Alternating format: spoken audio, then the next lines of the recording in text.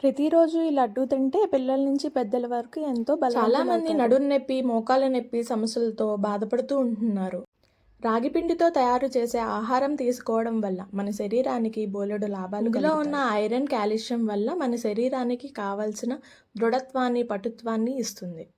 రక్తహీనతతో బాధపడే వారికి, ఐరన్ డెఫిషియన్ పిల్లలకు రోజు ఒక రాగి లడ్డు ఇవ్వడం వల్ల ఎంతో మేలు చేస్తుంది.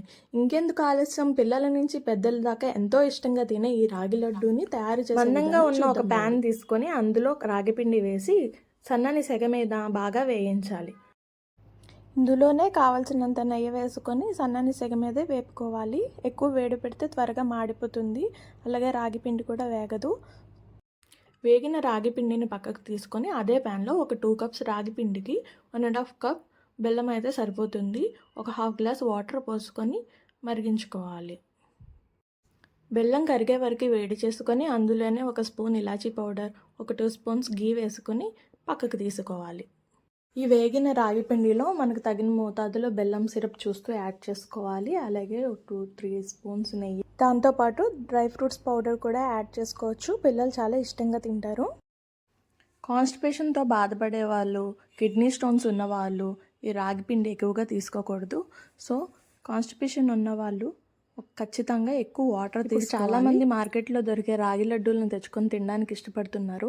అలా కాకుండా ఎంతో సులభంగా ఇంట్లోనే చేసుకునే రాగి లడ్డూలను చేసి పెడితే పిల్లలు ఎంతో ఇష్టంగా మనకి 2 రకాలుగా ఉపయోగపడుతుంది. మన శరీరానికి చలవని ఇస్తుంది, వేడిని ఇస్తుంది.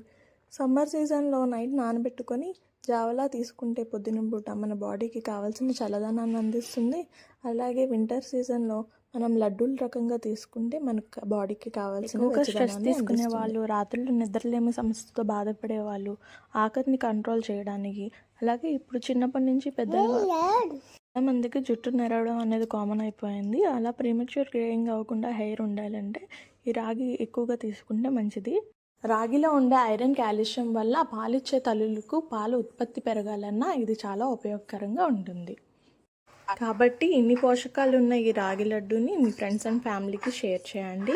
మన యూట్యూబ్ ఛానల్లో మరిన్ని రెసిపీస్ త్వరలోనే రాబోతున్నాయి. తప్పకుండా మా ఛానల్ సబ్స్క్రైబ్ చేసుకోండి.